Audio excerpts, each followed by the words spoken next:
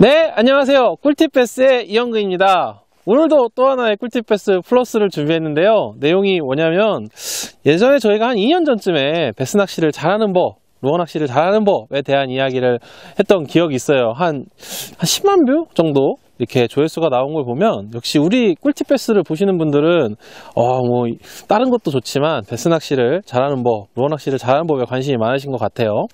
그때 저희가 했던 이야기가 베스 낚시를 잘하려면 출조를 많이 해라. 그리고 커뮤니티에 가입을 해서 많은 정보를 공유해라. 그리고 좀 더 어려운 곳에 도전을 해라. 잘 잡히는 곳에 안주하지 말고 좀 더 어려운 곳, 어려운 상황에 자신을 자꾸 좀 내몰아 봐라. 그리고 기회가 된다면 대회에 한번 도전해 봐라. 이런 이야기를 했었는데요. 저희가 그때 약속을 드렸었죠. 한 번 더 이런 이야기들에 대해서 꼭 한번 좀 더 그 다음 단계가 있는데 그 다음에 뭐가 있는지에 대한 이야기를 꼭 해보기로요. 그래서 오늘은 플러스로 그 내용을 준비했습니다.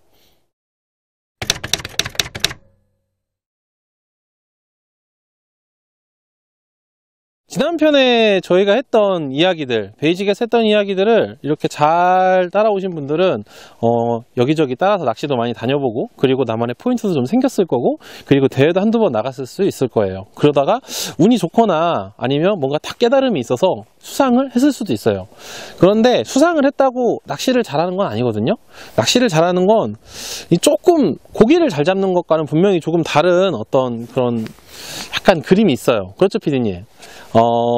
그래서 낚시를 잘하려면 거기에서 플러스 돼서 무엇을 해야 되냐? 첫 번째는 베스의 생태에 대해서 조금 더 공부를 하면 낚시를 조금 더 잘할 수 있습니다. 무슨 이야기냐? 저희가 지난번 꿀팁 베스 에피소드에서 했던 이야기가 수온에 따른 어떤 이런 베스가 어떻게 이동을 하고 어떤 생활 양식을 갖고 뭐 이런 내용이었어요. 근데 그것 말고도 단순히 베스의 생태 말고도요.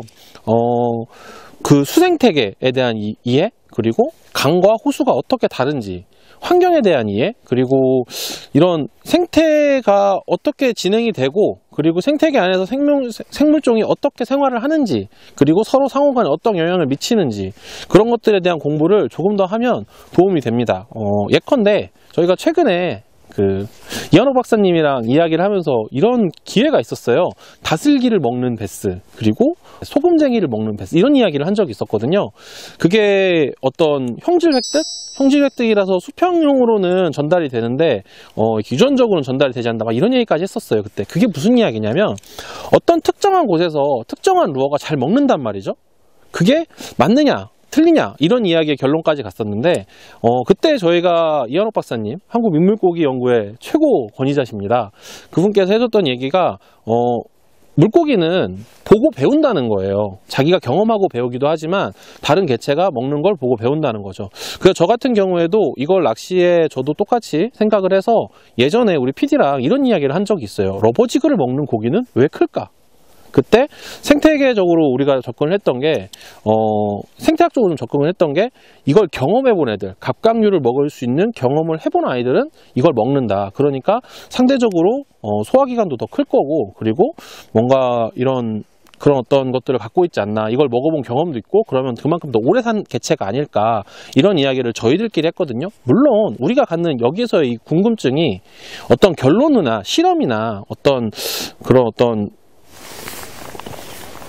짜여져 있는 실험, 그래서 결과를 도출해서 객관적인 실험값으로 만들어낼 수는 없어요. 그리고 우리가 관찰하는 것도 낚시를 한 40년 해봤자 봄도 한 40분밖에 경험하지 못하기 때문에 아주 객관적인 값을 가지기가 어렵습니다. 그래도 우리가 이런 생태계에 대한 어떤 물음표? 그런 것들 해결하기 위해서 공부? 그런 게 지속이 된다면 분명히 낚시하는데 도움이 됩니다. 꿀팁 베스 플러스 두 번째, 낚시를 잘하는 방법인데요. 두 번째 제가 강조하고 싶은 건 다양한 장소에서 다양한 경험을 해보라는 거예요. 무슨 이야기냐면 저희가 전편에 했던 이야기하고 조금 겹치기도 하는데 이건 조금 결이 좀 다릅니다. 저희가 지금 현재 낚시를 하고 있는 이곳은 전북 순창의 섬진강 어귀인데요. 여기는 맑은 강계예요. 수심도 얕고 그런 곳인데, 우리 PD가 낚시를 많이 하던 곳은 강 하구에 있는 간척호, 평택호거든요. 거기는 수심이 깊은 곳도 있고 그리고 얕은 곳도 있고 심지어 물도 매우 탁한 곳이에요. 물이 맑고 탁하냐에 따라서 기본적으로 낚시하는 방법이 조금 달라집니다. 맑으면 아무래도 접근해도 조금 이렇게 막 조심을 해야 하고, 그리고 캐스팅도 조금 조심조심 할 필요가 있어요. 착수음은 어디에서나 작을수록 좋지만 맑으면 맑을수록 그런 거에 더 신경을 써야 하거든요. 뭐 어프로치, 접근법이라고 하죠. 그런데 맑은 데에서 낚시를 할 때에는 그런 것들에만 조심을 해주면 어느 정도 고기를 잡기가 좀 수월해요. 그런데 그런 것에 신경 쓰지 않아도 되는 평택호, 탁한 물에서 낚시를 할 때는 어떠냐는 거예요. 물론 거기도 착수음이나 어프로치 같은 거 신경을 써야 하지만 기본적으로 고기가 있다는 걸 확인할 수 없기 때문에 유인력이 좋은 루어들, 스피너 베이트라든지 뭐 림리스 크랭크 베이트, 뭐 그냥 크랭크 베이트 이런 것들을 이용을 해서 끌어들이는 낚시를 해야 돼요. 베스한테 내 루어가 있는 걸 정확하게 전달해야 한다는 거죠. 근데 여기서는 시각적으로 베스가 루어인지 내가 뭔가가 있는지 내가 공격할 대상을 찾을 수 있기 때문에 여기보다는 탁한 물에선 좀 더 진동, 그리고 여기서는 조금 더 시각적인 효과, 이런 것들을 구분해서 낚시를 할 줄 알아야 한다는 거죠. 그리고 두 번째, 깊은 곳과 얕은 곳에 대한 개념도 조금 달라요. 깊은 곳에서 낚시를 해본 사람들은 고기가 하루에 수직으로도 이동한다는 걸 개념을 잡고 있어요. 그리고 계절적으로 어느 정도 수심에 위치한다는 걸 알고 있죠. 그래서 얕은 곳에서 낚시하던 사람들에 비해 이 위아래로의 개념이 상당해요. 그래서 서클 라인 뒤로 빠진다든지 뭐 이런 것들에 대한 개념이 정말 정확하죠. 그에 비해 얕은 곳에 낚시하는 사람들은, 그러니까 수심이 한 5m 정도밖에 안 되는 곳에 낚시하는 사람들은 어떤 고기의 수직적인 이동보다는 수평적인 이동과 그리고 스트럭처에 의존하는 낚시에 대한 이해도가 되게 높아요. 그래서 캐스팅도 조금 더 정확한 편이고, 그리고 그런 어떤 스트럭처의 구조물을 공략하는 방법에 대해서 조금 더 잘 할 수 있어요. 그러니까 내가 얼마나 다양한 낚시 환경에서 낚시를 해봤느냐에 따라서 내가 대상어에게 접근하는 방법이 완전히 달라진다는 거예요. 뭐 댐에서 낚시하는 게 짱이야, 뭐 강에서 낚시하는 게 짱이야, 뭐 강하구에 뭐 탁한 물에서 낚시 잘하는 게 짱이야, 그게 아니에요. 내가 갖고 있는 환경 이외에 다른 환경에 가서도 어느 정도 꾸준히 낚시를 잘 할 수 있게 되는 것. 우리끼린 PD랑 저는 평타가 높은 사람이라고 하는데요. 그게 낚시를 정말 잘하는 사람으로 가는 또 한 걸음입니다. 뭐 한 가지 더 얘기를 해보자면, 맑은 물에서 낚시를 할 때요, 맑은 물에서 탁해지는 상황, 그러니까 수위가 변한다든지 아니면 바람이 불어서 트랜지션 포인트가 생긴다든지 이런 것들을 캐치할 수 있는 능력, 그리고 탁한 물도 1년 내내 탁하지는 않거든요. 저수온기 때 일시적으로 맑아졌을 때 대처하는 방법, 이런 것들도 탁한 물에서 맑은 물로에서 탁한 물로의 변화의 상황에 따라서 다 다르기 때문에 그런 것들도 그런 곳에서의 경험이 꾸준히 많이 쌓일수록 더 효율적이라는 거죠. 베스를 낚는 가장 쉬운 방법 꿀팁 베스는 언밸런스 프리리그에는 역시 ATG 매치 10 years 스탠다드 루어를 만듭니다. OSP 대한민국 프리미엄 피싱 태클 몬스터 프로젝트, 최상의 평광 능력을 자랑하는 사이트 마스터, 물 위에서도 안방 같은 편안함 랩터밸리와 함께합니다.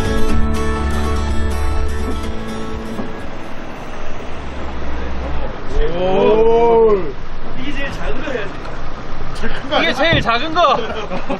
세 번째는 루어에 대한 공부를 조금 더 하면 내가 낚시를 조금 더 잘할 수 있습니다.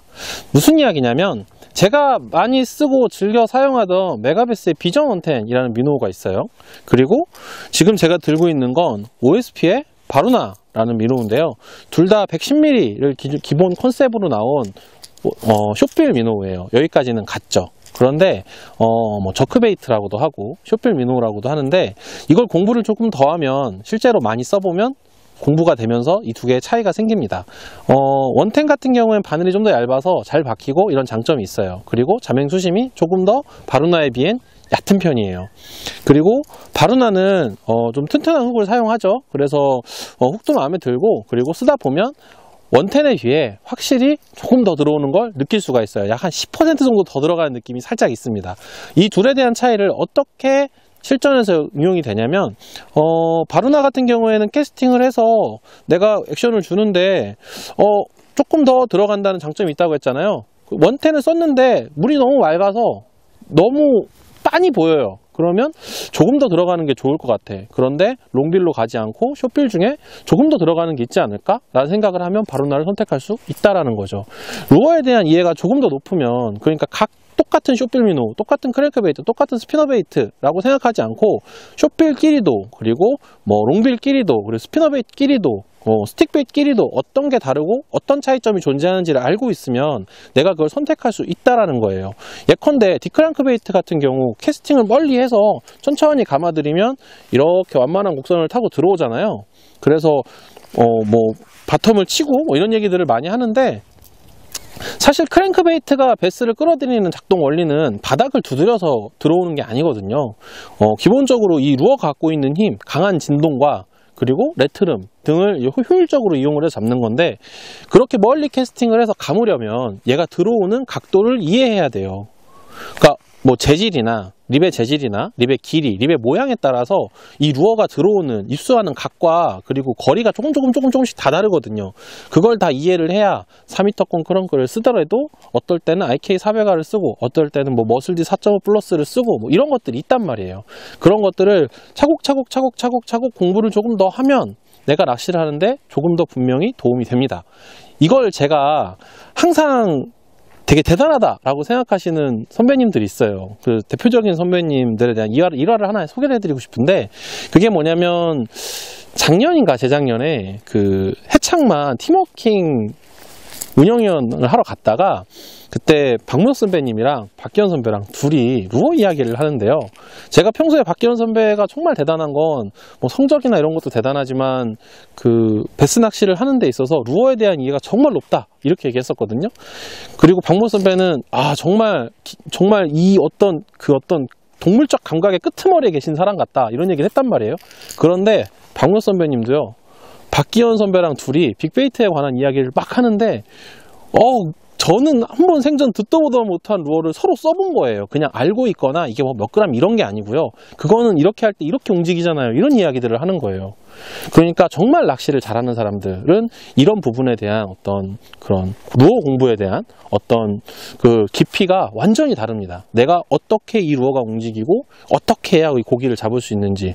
그래서 루어 공부를 조금 더 많이 하면 이런 부분에 대해서 내가 낚시를 할 때 이렇게 연출을 할 수 있어, 이렇게 루어를 움직이게 해야지 라는 걸 자연스럽게 체득할 수 있다는 거죠. 그래서 적어도 막 여러 가지 루어를 사서 많이 쓰고 낚시를 많이 할 수 있다면 정말 좋겠어요. 그런데 내가 지금 막 초급자를 벗어난 상태라면 지금 내가 갖고 있는 루어들, 그것들에 대해서 어떻게 움직이는지, 그리고 어떻게 해야 조금 더 효율적으로 사용할 수 있는지, 그리고 이건 이만큼 들어오고 이 미노는 이만큼 들어오고 원텐은 조금 덜 들어가, 이런 것들, 그런 것들부터 차곡차곡 루어에 대한 공부를 조금씩 해나가다 보면 분명히 낚시를 잘하는 시간이 옵니다. 그리고 한 가지 더, 그 빅베이트 이야기가 나왔으니까 같이 또 하는 건데요.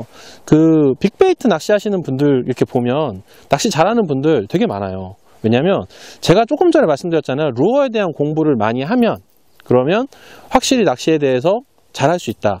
빅베이트가 뭐 2관절이냐 3관절이냐 그 재질이나 그리고 형태, 그리고 립의 유무에 따라서 립이 뭐 탈착인 것도 있고 별게 다 있거든요. 근데 그런 거에 따라서 이 루어가 어떻게 움직이는지, 루어 자체가 갖고 있는 힘을 이용해서 잡는 낚시이기 때문에 그런 것에 대한 공부가 충분히 될 수 있습니다. 그래서 빅베이트 하시는 분들, 물론 뭐 저처럼 무식하게 계속 던지고 계속 감고 뭐 그럴 수도 있어요. 근데 그렇게 하는 분들도 계시지만 정말 테크니컬하게 고기를 잡는 분들 중에는 빅베이트를 통해서 그런 공부를 하시는 방법도 있으니까요. 그런 방법도 한번 눈여겨보시는 것도 좋을 것 같아요. 지금까지 베스 낚시를 조금 더 잘하는 방법에 대해서 꿀팁 베스 플러스를 통해 알아봤는데요. 제가 지금까지 한 이야기들을 정리해보면 가장 큰 주제는 호기심인 것 같아요. 물가에 서서 우리가 베스를 잡으려고 뭐 낚싯대랑 릴이랑 사갖고 왔잖아요. 그래갖고 낚시를 하다 보면 이 베스는 뭘 좋아할까, 뭘 먹고 살까, 이런 생각을 하게 되거든요. 그래서 일단 베스에 대한 궁금증이 생기고요. 여기서 물음표. 그리고 그걸 좀 알게 되면 내가 베스가 잡아먹는 물고기들은 어떻게 도망을 다니고 어떤 생활을 하고 언제쯤 잡아먹히게 되는 것인가에 대한 또 물음표. 그리고 이 물속에는 어떤 구조물들이 있고 어떤 풀들이 자라고 또 어떤 것들이 있을까에 대한 물음표. 이렇게 물음표 때문에 수생태계에 대한 어떤 기본적인 베스의 생태와 베스가 살고 있는 그 수생태계에 대한 기본적인 호기심이 갖고 있는 게 되게 중요한 것 같아요. 그런 걸 좀 이해하고 낚시를 하다 보면 또 고기가 안 나와요. 그러면 내가 사용하고 있는 루어가 내가 보여주려고 했던 어떤 움직임들에 좀 더 맞는지에 대한 공부를, 그리고 그걸 하다 보면 이건 이만큼, 이건 조금 더 깊이, 이건 조금 더 깊이, 이 스피너 베이트는 이 정도 떠오르고 이 스피너 베이트는 이 정도 진동이 오고, 이런 어떤 루어에 대한 어떤 또 여기서도 물음표, 이런 호기심들이 꾸준히 있어야 낚시를 더 잘하는 사람이 되지 않는 것인가 라는 생각을 합니다. 그렇게 하다 보면 조금 더 많은 곳에서, 조금 더 많은 환경에서, 그리고 조금 더 다양한 경험을 쌓게 되고요. 그렇게 되다 보면 아까 말씀드렸던 것처럼 생태에 대한 공부, 다양한 경험, 그리고 루어에 대한 공부들이 쌓여가면서 조금 더 낚시를 잘하는 사람이 되는 것이 아닌가라는 생각을 해요. 제가 낚시를 엄청 잘해서 이런 이야기를 하는 건 아니지만, 그래도 제가 작년에 2018년에 KSA 프로 토너먼트 종합 7위 할 정도로 우리나라에서 가장 큰 토너먼트 단체에서 종합 7위를 할 정도의 실력은 되니까요. 아, 쟤는 저런 생각을 갖고 있구나. 쟤는 저런 생각을 하는구나. 그러면 그 정도의 이야기로 한번 들어주셨으면 좋겠어서 이번 봄에 이런 생각을 갖고 낚시하셨으면 조금 더 도움이 될 것 같다는 생각이 들어서 준비해봤습니다. 그렇죠, 피디님? 그리고 한 가지 전달 사항이 있는데요. 오는 4월 7일 이번 주 일요일날 합천군 봉산면 세터관광지의 잔디구장에서 제1회 합천군수배 아마추어 스포츠 피싱 대회, 아마추어 스포츠 피싱 대회가 준비되어 있습니다. 그거가 같이 제1회 합천군수배 코리아 오픈 2019년 코리아 오픈 1전도 준비되어 있으니까요. 같이 오셔서 낚시를 하시면 즐거운 시간 같이 보내시고, 그리고 장소도 되게 넓게 준비해놨다고 하니까요. 이렇게 되게 딱딱딱딱 붙어서 어깨 붙는 그런 낚시 대회가 아니라 어느 정도 그 아마추어 낚시 워킹 구간도 상당히 넓다고 하니까 같이 오셔서 멋진 KSA 프로 토너먼트 선수들도 보시고, 그리고 같이 아마추어 선수들도 같이 즐거운 시간을 보낼 수 있는 시간이 됐으면 좋겠습니다. 우리도 갑니다. 저희도 갑니다. 예. 보러 오세요. 네. 그러면 이번 주 꿀팁 패스는 여기까지입니다. 그러면 다음 주에 만나요. 안녕!